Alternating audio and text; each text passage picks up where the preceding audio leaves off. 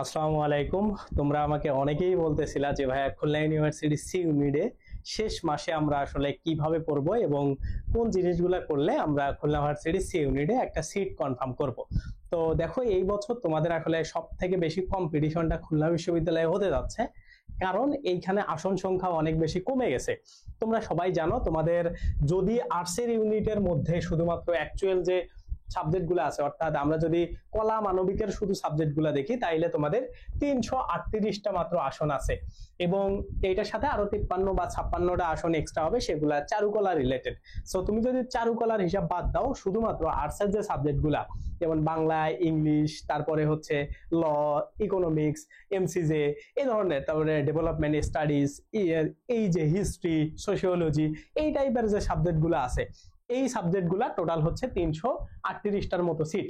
So এই 338টা seat পাওয়ার জন্য তোমার এই এক মাসে অবশ্যই আলাদা আলাদা স্টাইল একটু রাখতে হবে অন্যদের থেকে, মানে ভিন্ন একটু যদি তুমি স্টাইলে পড়াশোনা করো, তাইলেই কিন্তু তোমার এই 338 জনের মধ্যে চান্স হয়ে যাবে। সো মোটামুটি তুমি যদি 500-র মধ্যে এই জায়গাতে সিরিয়াল না আনতে পারো, তাইলে আশা করা যাচ্ছে যে তোমার চান্স হবে না।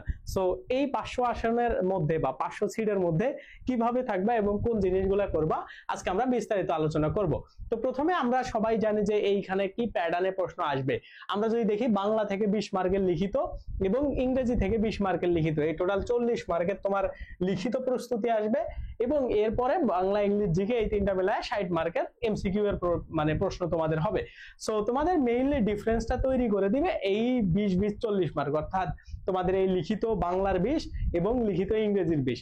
তো এই 20-20-40 মার্কের জন্য তোমরা কিভাবে পড়বা, কোন জিনিসটা পড়বা, এটা একটু আগে আমরা দেখি, তারপরে এমসিকিউ নিয়ে আমরা কথা বলবো। তো প্রথমে দেখো, এই জায়গাতে সবকিছু সুন্দর করে আমার তোমাদেরকে দেয়া আছে, এটা আমি আরো আগেও দেখাইছি। যে দেখো, তোমাদের বাংলা থেকে 4টা প্যাটার্নে প্রশ্ন আসবে এবং এই 4টা প্যাটার্নের মধ্যে কি কি টপিক থাকে, যেমন দেখো তোমাদের রচনামূলক প্যাটার্নের মধ্যে কি কি থাকবে, বঙ্গানুবাদ বা ট্রান্সলেশন, অথবা দেখো এখানে ভাব সম্প্রসারণ, অনুচ্ছেদ, সারাংশ, সারমর্ম। তারপরে দেখো ব্যাকরণ টেস্ট থেকে এই যে স্পেসিফিক কিছু ব্যাকরণিক টপিক। তারপরে হচ্ছে বাংলা প্রথম পত্র থেকে এই যে এই জিনিসগুলা, মানে বাংলা পাঠ পরিচিতি, শব্দার্থ, লেখক পরিচিতি। তারপরে বাংলা সাহিত্য অংশ থেকে গ্রন্থ, লেখক, বিভিন্ন যুগ। তুমি যদি এই জিনিসগুলা শুধুমাত্র পড়তে পারো, তাইলেই তোমার এই জায়গা থেকে 20-এর মধ্যে তুমি 20 মার্কে কমন পেয়ে যাবা। তো তোমরা অনেকেই ভাবতেছিলা যে ভাইয়া খুলনা ভার্সিটি তো আলাদা করে হচ্ছে তারা বলে দেয় না যে কোন জায়গা থেকে প্রশ্ন করবে, কিভাবে প্রশ্ন করবে। বাট তুমি যদি তাদের প্রশ্নের প্যাটার্নটা দেখো, বিশেষ করে 2016 সাল পর্যন্ত, অর্থাৎ 2009-10 সাল থেকে শুরু করে 10 থেকে 16 সাল, এই 6 বছরের যদি তুমি প্রশ্ন প্যাটার্নটা দেখো, তাইলে কিন্তু এই প্যাটার্নটা তুমি পেয়ে যাবা। এখন এই প্যাটার্নটা যখন তুমি পাইছো, তার মানে কিভাবে পড়তে হবে এই জিনিসটা হইলো এখন ফ্যাক্ট। এখন দেখো, তোমরা যে এই জায়গার যে প্রশ্নগুলো আছে বা জিনিসগুলো আছে, আমি তোমাদের যদি একটা সলিড উদাহরণ দেই, শুধুমাত্র ঢাকা বিশ্ববিদ্যালয়ে আসা, মানে ঢাকা বিশ্ববিদ্যালয় তো রিটেন নিছে এবং তোমাদের এই যে এই বছর জগন্নাথেও রিটেন হয়েছে, ঢাবি, জগন্নাথ আর বিসিএস এর প্রশ্নগুলো যদি তুমি পড়ো, আর খুলনা ভার্সিটির যদি একটা প্রশ্ন ব্যাংক কিনে, যে কোনো প্রশ্ন ব্যাংক তুমি কিনতে পারো। নরমালি আমি আমাদের স্টুডেন্টদেরকে জয়গলির প্রশ্ন ব্যাংকটা পড়াচ্ছি, এটা আমার কাছে মোটামুটি ভালো মনে হয়েছে প্রশ্নগুলোর অ্যান্সার সহ। সো ওই প্রশ্ন ব্যাংকটা সহ তুমি যদি প্রিপারেশন নিতে পারো, দেখবা লিখিত অংশে তোমার ভালো একটা প্রশ্ন তুমি কমন পেয়ে যাবা।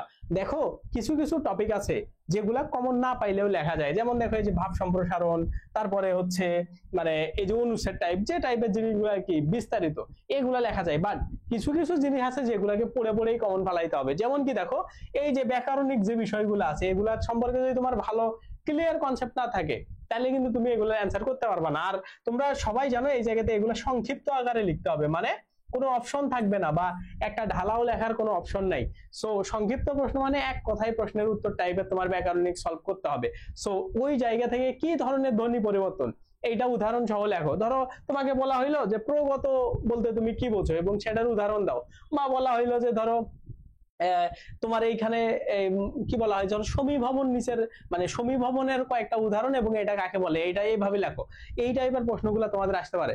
সন্ধি পরিবর্তনের স্পেসিফিক মানে ওয়ার্ড দিয়ে তোমাকে বলতে পারে যে এটার সন্ধি বিচ্ছেদ তোমার করো। তারপরে কারক সমাসের ক্ষেত্রেও সেম জিনিস আসতে পারে। সো এই টাইপের বিষয়গুলোকে তোমার লিখিত যখন তুমি প্রিপারেশন নিবা, আলাদা প্রিপারেশন নেওয়ার প্রয়োজন নাই, এমসিকিউ স্টাইলে প্রিপারেশন নিবা, তাইলে দেখবা যে তোমার ব্যাকরণ থেকে ভালো একটা তুমি মার্ক কমন পাবা বা ভালো করতে পারবা। আরো একটা জিনিস কি, তুমি যদি বাংলা ফার্স্ট পার্ট থেকে শুধু গদ বাঁধা ধরো টেক্সট বুক, মানে শুধু ভিতরের অংশ বললা, লেখক পরিচিতি বললা না, পাঠ পরিচিতি শব্দার্থ বললাম না, তাইলে কিন্তু তুমি ভালো করতে পারবা না, কারণ খুলনা বিশ্ববিদ্যালয়ে ওই জায়গাগুলো থেকেই প্রশ্ন আসে। তারপরে কি দেখো সাহিত্য অংশের মধ্যে গ্রন্থ এবং লেখক এবং বাংলা সাহিত্যের বিভিন্ন 3টা যুগ, আধুনিক যুগ, প্রাচীন যুগ এবং মধ্যযুগ, এই 3টা তোমার পড়তে হবে, তাইলে কিন্তু তোমার বাংলা অংশের 20 মার্ক তুমি ভালো করে কমন পাবা। এবং এই প্রশ্নগুলা দেখো তোমার কিন্তু থাকবে হচ্ছে এক কথায় উত্তর টাইপের, মানে এই যে এই বইয়ের লেখককে, এই গ্রন্থ কার লেখা, এই রচনাটি কার, এমন টাইপের প্রশ্ন। তারপরে ধরো মধ্যযুগের সেরা নিদর্শন কোনটি, এমন টাইপে এক কথায় অ্যান্সার দিতে হবে। সো যখন তোমার এক কথায় অ্যান্সার আসে তখন কিন্তু তোমার একটু টাফ হয়ে যায় পরীক্ষাতে ভালো করা। সো ওই জায়গা থেকে তোমার অধিকাংশ স্টুডেন্ট যারা এই যে এক কথায় অ্যান্সার পড়বা না বা এক কথায় টাইপের অ্যান্সারের মানে ওই স্টাইলটাই জানো না, তারা কিন্তু পরীক্ষাতে ভালো করতে পারবে না। এখন কথা হইতে পারে যে ভাই শেষ 1 মাসে তাইলে কিভাবে পড়বো, আমাদের তো আগে অনেক বেশি পড়া নেই। আমি বলবো যে যে জিনিসগুলো তোমরা ইজি পারবা সেগুলো মুখস্থ করবা না, যেমন ভাব সম্প্রসারণ, ধারণা নিবা কিভাবে লিখতে হয়, অনুচ্ছেদ কিভাবে ধারণা লিখতে হয় নিবা, এটা ধারণা নিবা। তারপরে বাংলার ক্ষেত্রে এই যে ব্যাকরণিক যে বিষয়গুলো আছে এগুলা শুধুমাত্র তুমি এমসিকিউ এর জন্য যেভাবে প্রিপারেশন নিচ্ছ সেম ভাবে নাও, তোমার একদম সুন্দর করে হয়ে যাবে এই লিখিত অংশে। তারপরে কি দেখো এই যে শব্দার্থ, লেখক পরিচিতি, এই জিনিসগুলোকে একটু ভালো করে দেখো যাতে করে এক কথায় অ্যান্সার তুমি লিখতে পারো বাংলা ফার্স্ট পার্ট থেকে।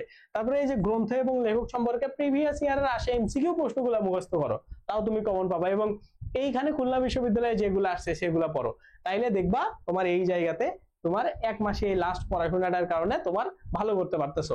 এখন যদি আমরা ইংরেজি অংশের 20 মার্কের প্যাটার্নে আসি, এইখানেও তোমাদের 4টা প্যাটার্নে প্রশ্ন হয়। দেখো একটা হচ্ছে ইংলিশ লিটারেচার, এইটার জন্য কিচ্ছু করা লাগবে না, ইংরেজি লিটারেচার থেকে যত টপিক দেখতেছো কিচ্ছু করা লাগবে না। আমার যে 3 ঘন্টা 20 মিনিটের একটা ক্লাস আছে, 3 ঘন্টা 10 মিনিট ক্লাস, এই ক্লাসটা তুমি করো, আমাদের ইউটিউব চ্যানেলেই আছে, দেখবা আমি 2-3 দিন আগে আপলোড করছি, প্রায় 2000 স্টুডেন্ট ওটা দেখে ফেলছে 2 দিনে। সো তুমি এই ভিডিওটা দেখো, শুধু 3 ঘন্টা দেখো, এই জায়গা থেকে 5 মার্ক তুমি 5-5ই কারেক্ট করতে পারবা।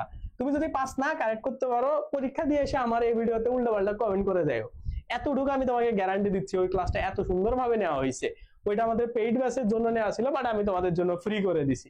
তোমরা চাইলে ওই ক্লাসটা শুধু দেখো, এইখানে যে শর্ট কোশ্চেন গুলো আসবে সব তুমি অ্যান্সার করতে পারবা। এরপরে কি দেখো ফ্রি হ্যান্ড রাইটিং, এই ফ্রি হ্যান্ড রাইটিং এর মধ্যে প্যারাগ্রাফ, প্রভাব, লেটার, সামারি। তো তুমি লেটার লেখার স্টাইল আর প্যারাগ্রাফ তো তোমার বানায় লেখাই লাগতে পারে। সো তুমি এই জায়গা থেকে এই প্যারাগ্রাফ সম্পর্কে অত আইডিয়া নেওয়ার দরকার নেই, জাস্ট লেটার লেখার কি ধরনের লেখা যায় বা সামারি কিভাবে লিখতে হয় এই জিনিসগুলো দেখো। আর প্রভাব অ্যানালাইসিস নামে একটা জিনিস আছে, এটা তুমি যদি প্রভাবের অর্থটা জানো ওইটা অ্যানালাইসিস করে দিতে পারবা, ওইটা নিয়ে কোনো টেনশন নাই। তার মানে কি দেখো ফ্রি হ্যান্ড রাইটিং থেকে ইজিলি তুমি মার্ক তুলতে পারবা, এটার জন্য ওইভাবে আলাদা পড়ার প্রয়োজন নাই। তারপরে কি দেখো ইংরেজি গ্রামার, গ্রামারের জন্য আলাদা লিখিতর কোনো প্রয়োজন নাই, যদিও এখানে শর্ট কোশ্চেন আসবে, যেমন তোমাকে একটা ভয়েস চেঞ্জ করতে দিতে পারে। এখন একটা জিনিস খেয়াল করো, ভয়েস চেঞ্জ তুমি যদি এমসিকিউতেও কারেক্ট করতে যাও একা একা কিন্তু তোমাকে চেঞ্জ করতে হবে, তাছাড়া কিন্তু তুমি বুঝবা না কেমনে ভয়েস চেঞ্জটা ঠিকঠাক ভাবে করতে হয়।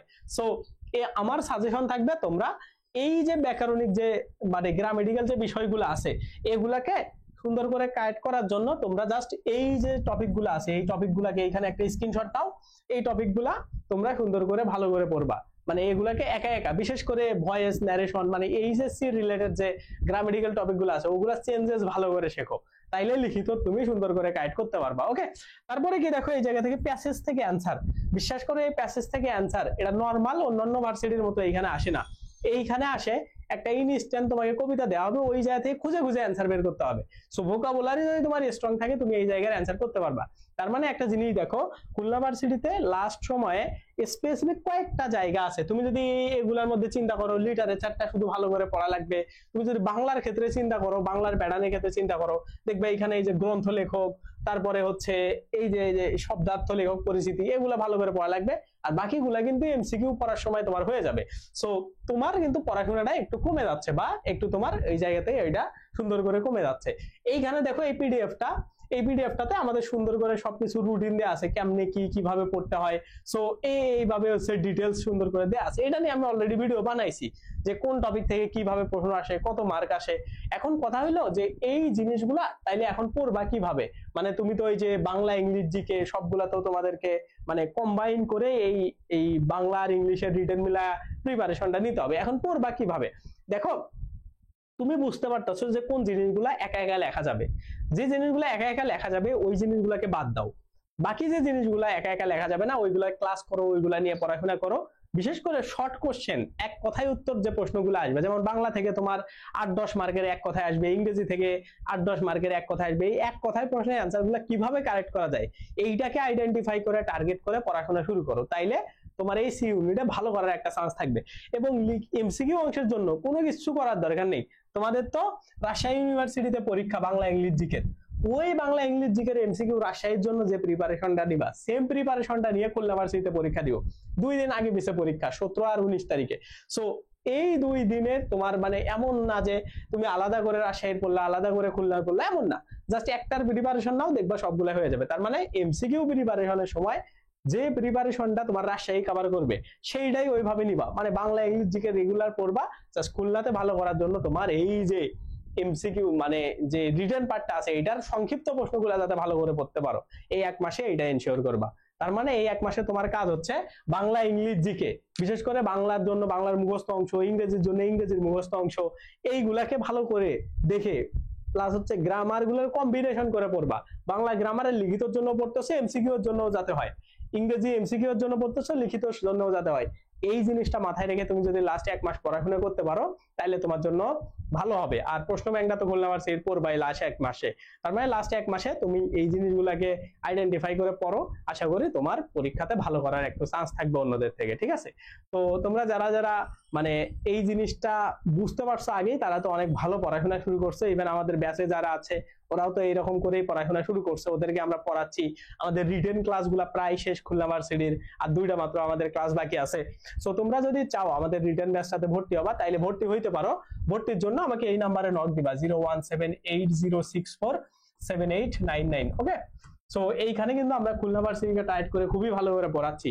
তো এই পড়াটাই তোমার আশা করি খুলনা ইউনিভার্সিটি অন্যদের থেকে যারা পড়তেছে ওরা জানে কত সুন্দর করে তাদের পড়ানো হচ্ছে। ইভেন তুমি আমাদের রিটেনের যে ফ্রি ক্লাসটা আমরা দিয়ে দিচ্ছি লিটারেচার, ওইটা দেখলেও বুঝবা আমাদের ক্লাস কোয়ালিটি সম্পর্কে।